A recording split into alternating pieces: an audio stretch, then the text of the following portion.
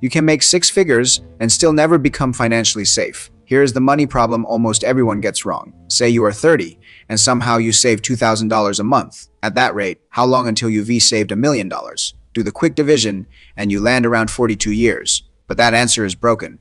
Not because the arithmetic is wrong, but because real life is not a straight line. No inflation, no surprise expense, no sick month, no job loss, no car dying at the worst possible time.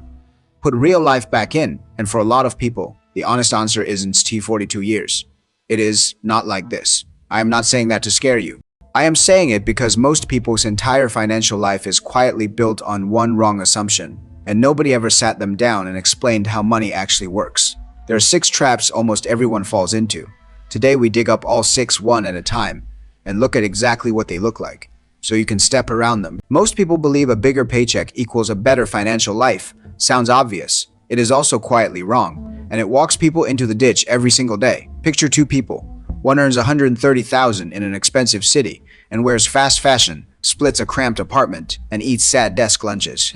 The other earns $55,000 somewhere cheaper, owns their place, takes 2 trips a year, and has 10 grand in the bank for emergencies.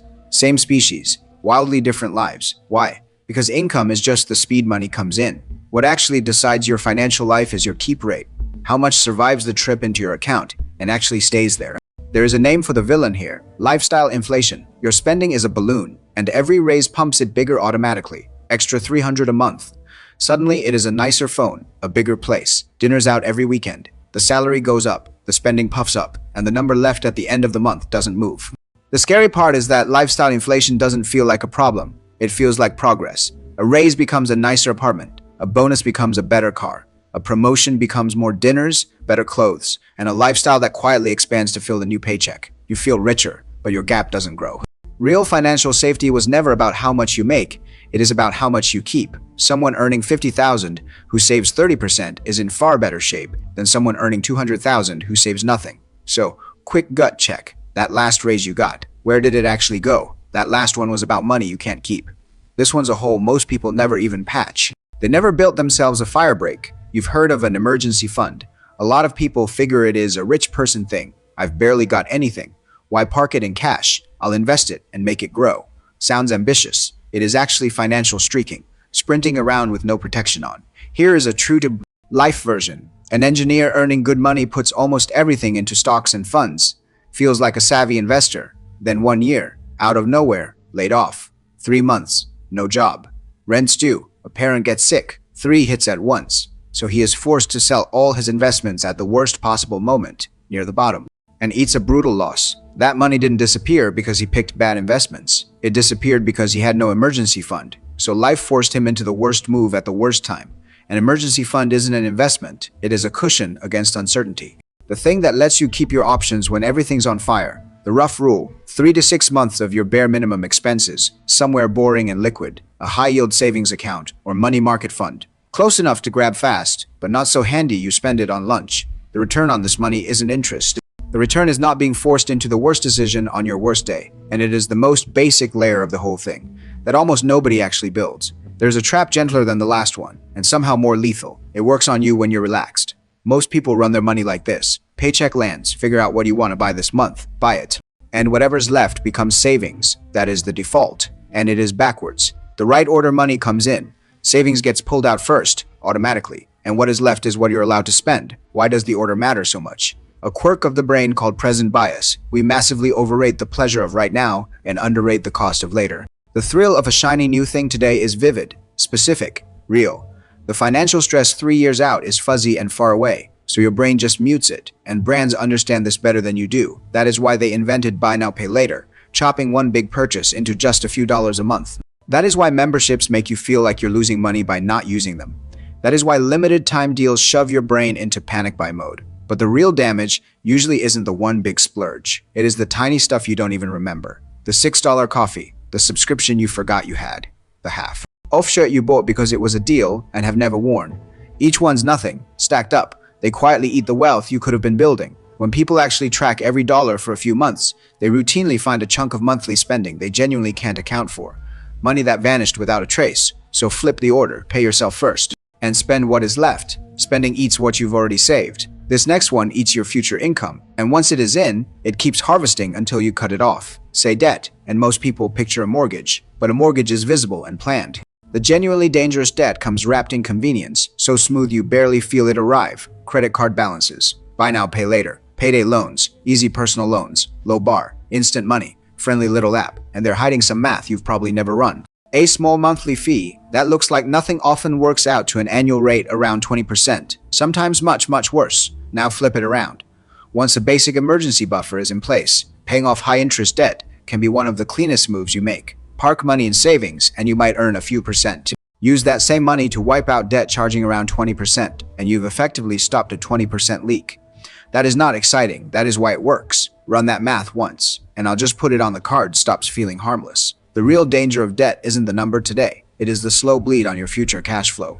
The more you're forced to pay every month, the less you control, and the less ammo you've got when a real opportunity shows up, and it messes with your head. Research finds that living under debt stress literally narrows your mental bandwidth, so you make more short-sighted emotional money decisions, which digs the hole deeper.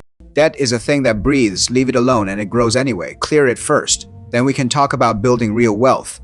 Once the debt's gone, people start optimizing and skip one of the most basic defenses entirely: insurance. Bring it up and you get two extremes. One camp rejects it outright. It is a salesman's scam. You pay forever and they never pay out. The other buys everything, whatever a relative or coworker is selling, and feels safe afterward while having no clue what they actually bought. Both are standing in the exact same dangerous spot.